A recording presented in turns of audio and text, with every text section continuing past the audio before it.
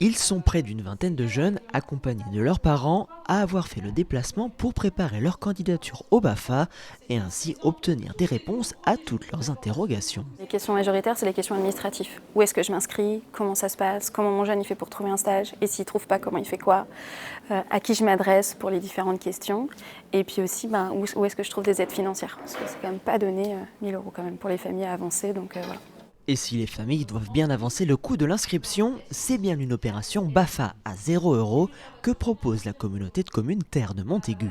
Nous, on parle d'une formation BAFA de 0 € parce que s'ils suivent le cursus qu'on leur propose, à la fin de leur BAFA, le jeune il sait auto-rembourser son BAFA. Un BAFA, ça coûte à peu près 1000 €.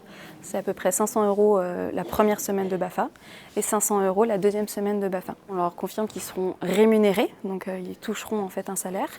Et puis, comme ils se sont engagés sur ce territoire-là, à la fin, il y a cette aide de 150 € qui vient compléter les autres aides de l'État, par exemple celle de la CAF, qui est aujourd'hui de 200 €.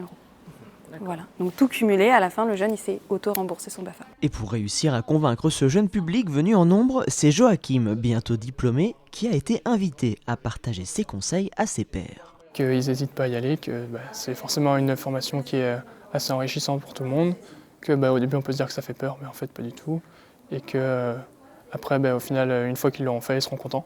Et à l'issue de cette journée d'information, nombreux sont ceux à avoir déjà pris leur décision. J'avais pensé de passer cet été pour ensuite l'été prochain pouvoir partir en colonie ou pouvoir travailler à la maison de l'enfance aussi, pour organiser des activités avec les jeunes. J'en ai parlé avec ma copine qui est ici, ma meilleure amie, et on a décidé de le passer dans la même période à peu près, histoire d'aller travailler peut-être aux mêmes endroits ou les stages ensemble, on sait pas, c'est un peu plus motivant je pense. Depuis son lancement en 2023, l'opération a déjà permis à plus de 60 jeunes de s'informer sur le BAFA.